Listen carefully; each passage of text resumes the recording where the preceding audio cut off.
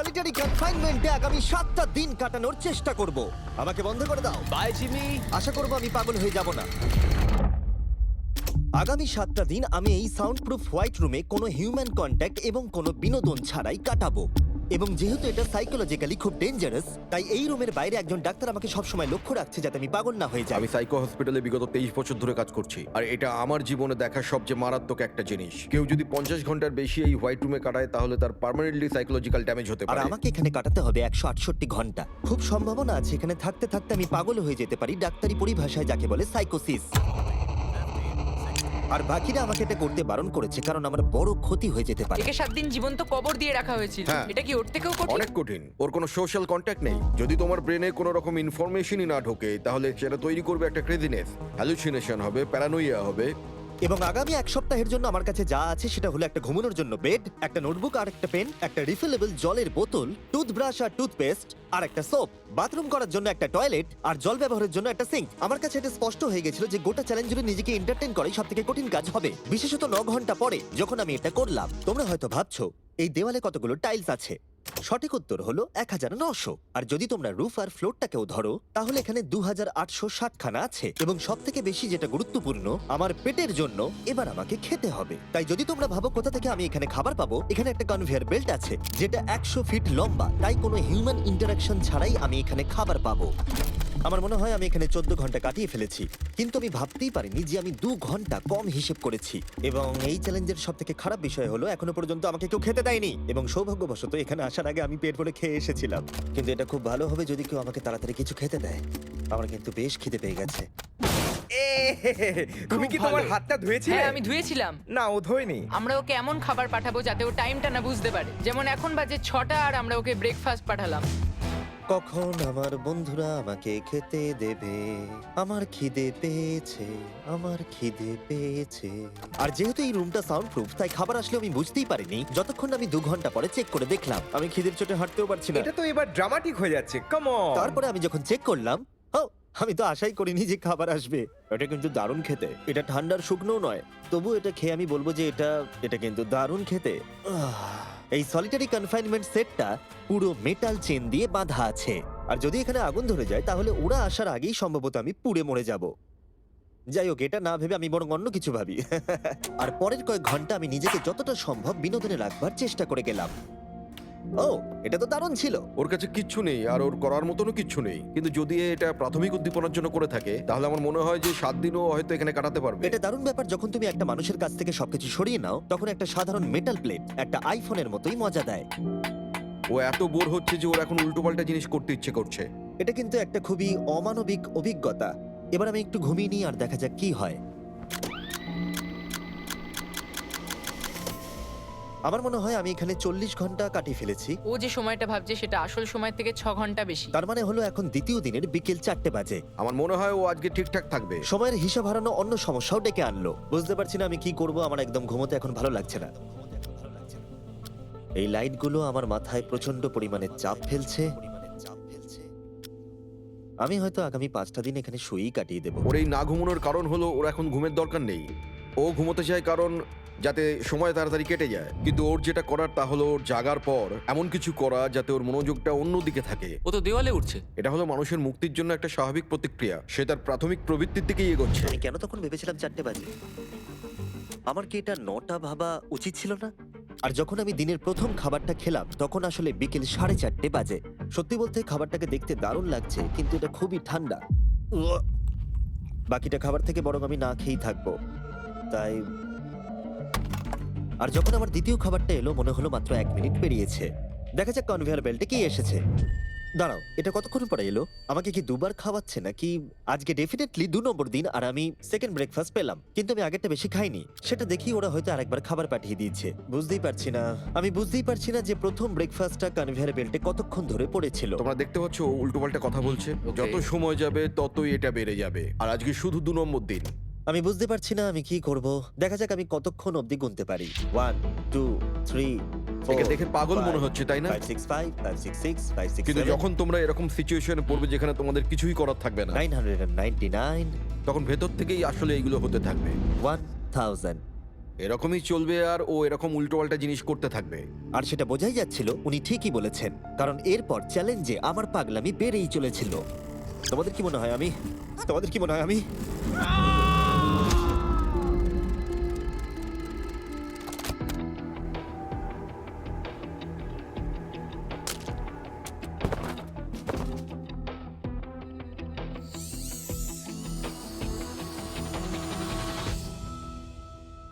আর আমার যেটা স্ট্র্যাটেজি ছিল যে এই চ্যালেঞ্জে আমি বেশিরভাগ সময়টা ঘুমিয়ে কাটিয়ে দেব, সেটা আমাকে অন্য সমস্যায় এনে ফেলে দিল। আমি ওখানে খাবার দেখতে পাচ্ছি, এটা তো একদম ভিজে আর ঠান্ডাও। কতক্ষণ ধরে এটা এখানে পড়ে আছে? খাবারটা প্রায় 7 ঘন্টা ধরে ওখানে পড়ে আছে। উয়াহ, এই আইসক্রিমটা যে খাবে তাকে আমি সবকিছু দিতে পারি। উয়াহ, আমার মনে হয় যতটুকু খাবার আমি খেয়ে ফেলেছি, কিন্তু আবার আমার খিদে পেয়ে গেছে। নর্মালি আমি একসাথে অনেকগুলো ভিডিওর কাজ করে থাকি, তাই সবসময় আমার উপরে বেশ চাপ থাকে, কিন্তু এখন এই মুহূর্তে আমার সেরকম কোনো চাপ মনেই হচ্ছে না। কিন্তু আমার মাথায় অনেক কিছুই ঘুরছে। যেহেতু আমি এখানে একেবারেই একলা, তাই আমি বাইরের জগৎকে প্রতি মুহূর্তে মিস করে চলেছি। এটা সম্পূর্ণ একটা আলাদা অনুভূতি যাতে আমি অভ্যস্ত হয়ে উঠছি। এটা বোঝানো খুবই কঠিন যে কিচ্ছু করার না থাকলে কি মনে হতে পারে। আমি আবার খুব বোর হতে শুরু করে দিয়েছি। ও সত্যি বলতে আমার মাথার উপরে খুব চাপ পড়ছে এবার। আমার বোর লাগছে, বাঁচাও। আমি এখনো 168 ঘন্টার কাছাকাছিও পৌঁছতে পারিনি, তাই যখন 65 ঘন্টা হলো আমি এটা করতে শুরু করলাম। হাতের উপরে আমি দাঁড়াতে পারবো?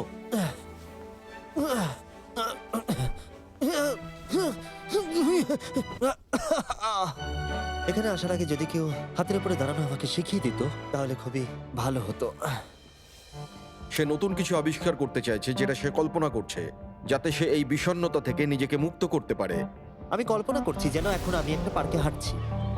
এখানে সবুজ ঘাস আছে, একজন মাছ ধরছে, ওই দৃশ্যগুলো লিটারেলি নিজের মাথায় কল্পনা করছে। ও মাই গড। আর আজকে খুব রোদও উঠেছে। পাখির আওয়াজও শুনতে পাচ্ছি। তুমি আমাকে পার্কে হাঁটার মাঝে বাধা দিলে। ও মাই গড, আমরা শুধু দেখছি ও কতটা পাগলামো করছে।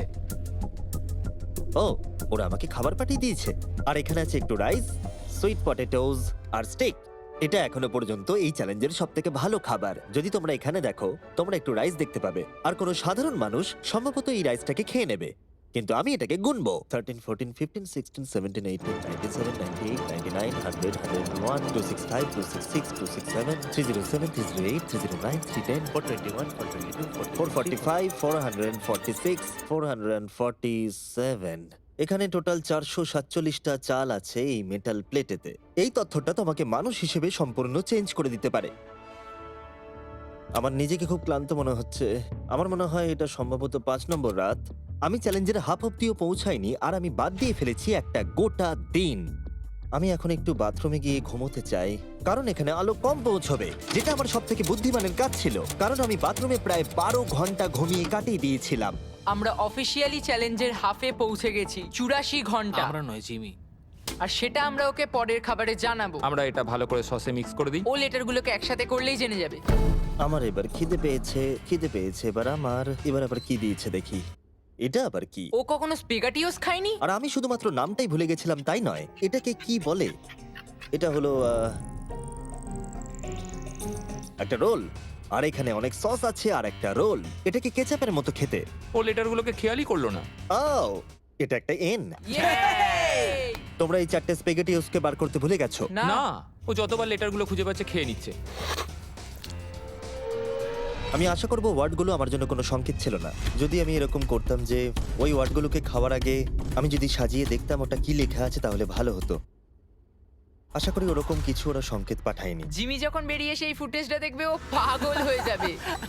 ডিপ্রেশন। এরপরে এই উজ্জ্বল আলো আমার মাথা ব্যথার কারণ হয়ে দাঁড়ালো।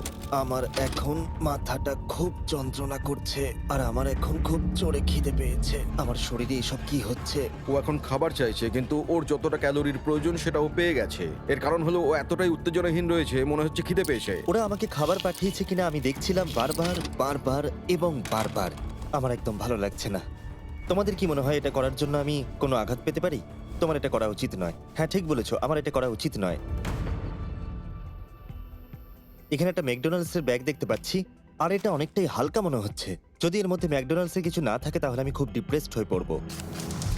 আরে এখানে তো আছে, দারুণ ব্যাপার। যখনই আমি খাবার পাই আমার মনে হয় আগামী 20 মিনিট খুব আনন্দে কাটবে। আমি মানুষদের অনুভব করতে পারছি, আমার হাসি বন্ধই হচ্ছে না। আমি খুব খুশি। আর তারপরে যখন আমার খাবার শেষ হয়ে গেল তখন আমি আবার হতাশ হয়ে গেলাম যে এরপরে আমি কি করব। এখানে যেন আমার সময় একেবারেই কাটতে চাইছিল না। আমি গেস করার চেষ্টা করলাম এখন কটা বাজে, কিন্তু আমার কোনো ধারণাই ছিল না। আমার মাথায় এখন নানান আজে বাজে জিনিস ঘুরে বেড়াচ্ছে। নিজেকে এন্টারটেইন করার জন্য কিছু তো করতেই হবে। আমি এই ম্যাকডোনাল্ডসের চিজ বার্গার র্যাপারটা নিলাম, আর এই কাপটা যার মধ্যে আমার টুথব্রাশ রাখা ছিল। আর এখন এটা হয়ে গেল একটা বাস্কেটবল। LeBron, স্টেফ, Covey. মনে হয় বাস্কেটবল আমার জন্য নয়, তার থেকে বেসবল অনেক ভালো। স্ট্রাইক! ওহ, এইটা তো হওয়ার কথাই ছিল না। তারপরে আমার মনে পড়লো যদি আমি এটা একটা কাঁটা চামচ আছে, আবার একটা ইনডেস্ট্রাক্টেবল প্লেট যেটা আমার প্রথম খাবারে দিয়েছিল। এবার এটাকে আমি ছুঁড়বো, দেখা যাক কত দূরে আমি ছুটতে পারি।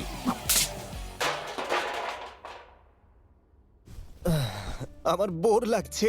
আমাকে এখনো 2 দিন এই রুমের মধ্যে থাকতে হবে, আর আমার মাঝে মাঝে মনে হচ্ছে এখান থেকে আমি বেরিয়ে যাই। আজকে মাত্র 4 আমি নম্বর দিন যতই তোমাদেরকে বলি, যতই চিৎকার করি, আর যতই অনুরোধ করি, আর যতই ঢেকুর তুলি তাও আমাকে এখান থেকে কেউ বের করবে না। ঠিক আছে জিমি, তাই হবে। আমার ইনস্টিংক্টস বলছে আমি এখানে প্রায় 113 ঘন্টা কাটিয়ে ফেলেছি। তার মানে হলো এখানে আরো 55 ঘন্টা থাকতে হবে। আর যে এডিট করবে দেখিয়ে দাও আমাকে অ্যাকচুয়ালি কত ঘন্টা থাকতে হবে। আশা করব এটা 55 ঘন্টার কাছাকাছি হবে।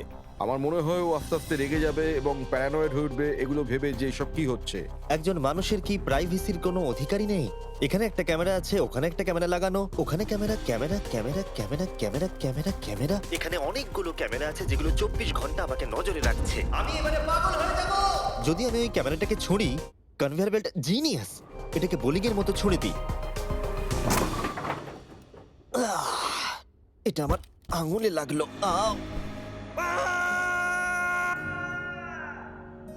আমি একদমই বুঝতে পারিনি যে চ্যালেঞ্জটা এতটা কঠিন হবে। ভাবো আমার উপর দিয়ে কি যাচ্ছে, মাথাটা যেন ফেটে যাচ্ছে। কিন্তু আমার এখন নিজেকে পশুর মতো মনে হচ্ছে। আমার মনে হচ্ছে মানুষ হিসেবে সমস্ত অধিকার আমার কেড়ে নেওয়া হয়েছে। আমার যতদূর মনে হচ্ছে আমি 5 নম্বর দিনের অর্ধেক কাটিয়ে ফেলেছি।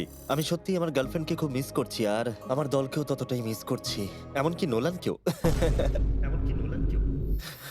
আমি এখন বলতে পারি মেন্টালি আমার অবস্থা একদম তলানিতে এসে ঠেকেছে। এটা সত্যি খুবই অমানবিক। আমার মনে হচ্ছিল গোটা ব্যাপারটাই যেন একটা স্বপ্ন, যে আমি এই ঘরের মধ্যে রয়েছি। আর আমার মনে হচ্ছিল এটা 6 বা 7 নম্বর দিন, কিন্তু যখন আমি জাগলাম দেখলাম এটা সত্যি স্বপ্ন ছিল। এখন কটা বাজে? আমি অনেক টাকা দিতে রাজি আছি এটা জানার জন্য যে এখন কটা বাজে। চলো দেখা যাক আমি কেন ভাবলাম যে 33 ঘন্টাই চ্যালেঞ্জে বাকি আছে। আমি 5 বার ঘুমিয়েছি। দ্বিতীয় কারণ হলো আমি দিনে সাধারণত একবার পুপ করি, তার মানে হলো আমি এখানে 5 বার পুপ করেছি। 3 নম্বর কারণ হলো এখানে দেখো গলার নিচে কত দাড়ি বেরিয়েছে, যেটা বেরোতে মোটামুটি 1 সপ্তাহ লাগে। আর যদি কোনো কারণবশত এটা 5 নম্বর দিন হওয়ার বদলে কোনোভাবে যদি এটা 4 নম্বর দিন হয়, তাহলে আমি সত্যি পাগল হয়ে যাব। আর যখন আমি ঘুমোলাম আমি স্বপ্ন দেখলাম যে আমি 1 লাখ একবারে গুনে নিয়েছি। আর যখন আমি উঠলাম আমি ডিসাইড করলাম 1000 বার আমি এই ঘরটাকে পাক খাবো। এটা আরেকটা পাগলামি ছিল। এটা হলো মার্কার 1 2। যখন আমি ফুটেজটা দেখলাম আমার নিজেকে পাগল মনে হচ্ছিল। আমি এই ঘরটাকে পাক খেয়ে গেছি নিজেকে মানসিকভাবে সুস্থ রাখার জন্য। 1000 অনেকটাই বেশি। আমি এখনই প্রচন্ড হাঁপিয়ে গেছি। বলার পরে কার্ল এই দুজনকে নিয়ে এলো যাদেরকে আমি 100 দিন আটকে রেখেছিলাম। ওয়াও আমরা এসে গেছি। এটা দেখো, এটা দেখে তোমাদের ভালো লাগবে। যে তোমাদের 100 দিন বন্দি রেখেছিল তার এখন মুখটা দেখো। তোমরা যেটা করেছিলে তার থেকে এটা সহজ না কঠিন? না, এটা অনেক কঠিন, কারণ আমার কাউকে চাই যে আমার সাথে একটু কথা বলবে। আর এবার বিষয়টা ঘুরে গেল।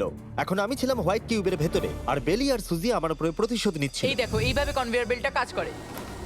ওরা খালি ট্রে পাঠিয়েছে। ও এবার পাগল হয়ে যাবে। আমার একদমই খারাপ লাগছে না। হ্যাঁ, ও আমাদের সাথে আমি করেছিল। আমার ব্যাংক অ্যাকাউন্টের সব ডলার বাজি রেখে বলতে পারি এটা কার্ল করছে। না, তোমার খিদে পেয়েছে জিমি? এটাই খাও। আমার আর ভালো লাগছে না, আর আমার ভালো লাগছে না, আর আমার ভালো লাগছে না। আজকে ওকে একটু বেশি উত্তেজিত দেখাচ্ছে।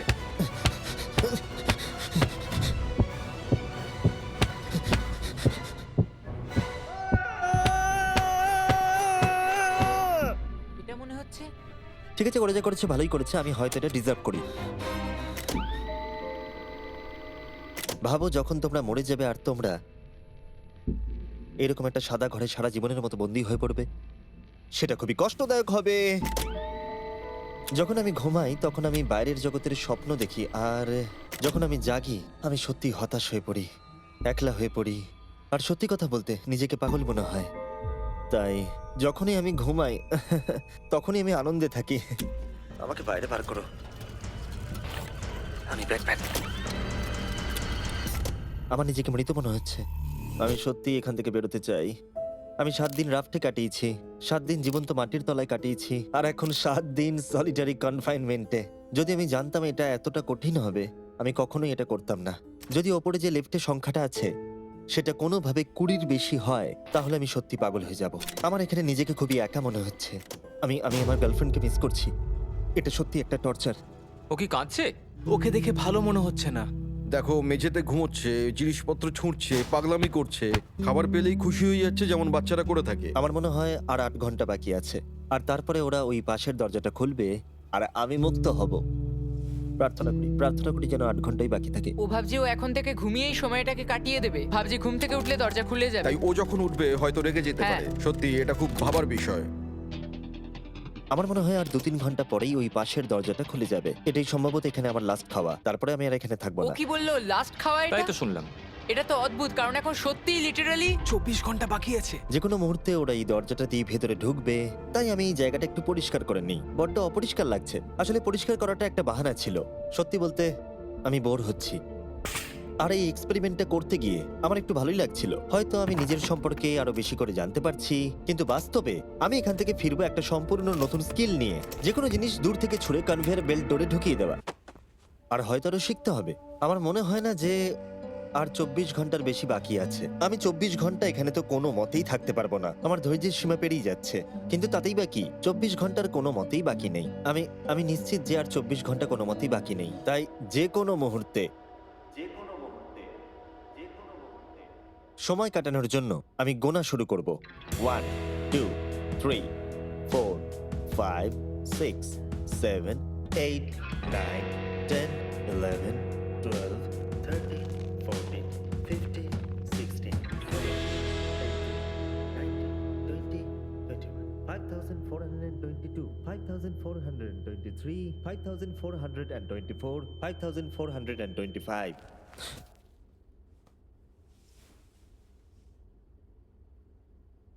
আমি সত্যিই ওখানে কিছু একটা শব্দ শুনতে পেলাম।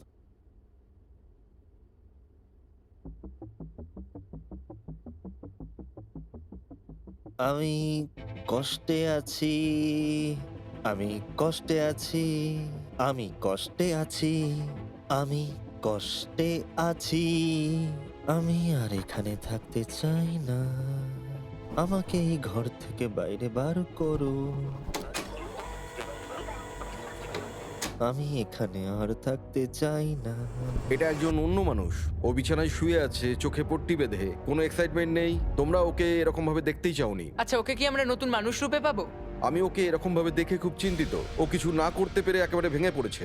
আমরা ওকে এতটা স্ট্রাগল করতে দেখিনি যতটা ও এই ভিডিওতে করছে। হ্যাঁ, কারণ ওর সাথে মানুষের কোনো যোগাযোগই নেই। অন্যভাবে দেখতে গেলে একটা বাচ্চা ছেলে ঘুম থেকে উঠলে যেমন হয়, ও অনেকটা সেরকম। ঠিক আছে, 10 মিনিট বাকি আছে, যাই আমরা তৈরি হই। Thank you. হ্যাঁ, গুড লাক। আমি এবার মরে যাব।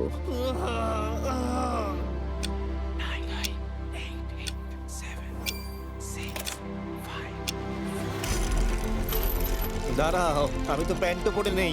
ঠিক আছে, 3 2 1। ও মাই গড! Hi Jimmy. কিছু মনে করো না, আমি এইমাত্র প্যান্ট পরলাম।